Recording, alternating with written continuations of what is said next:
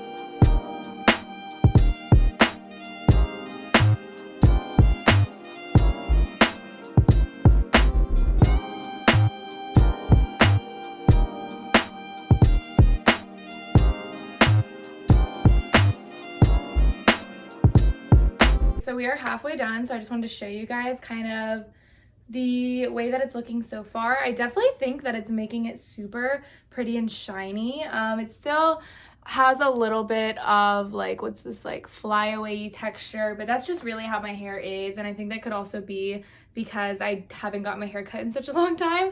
But as you guys can see, it definitely dries it really nicely, sleeks it really nicely, and I don't have a lot of layers, so it is hard to tell how well of a blowout it would do for people with layers. So I definitely look into maybe someone who has more layers if you want to see how it works for them.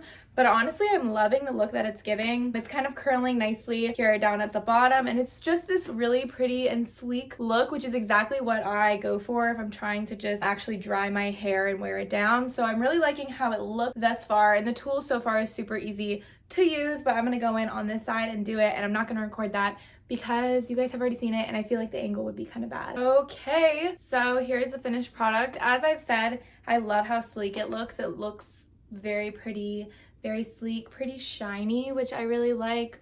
So you guys can see this is really a pretty well done job by the blow dryer brush. As far as my only complaint when using it is the coiling, but that's because I was doing a lot of like twisting. But maybe if they could have made this, oh, I guess it does swivel.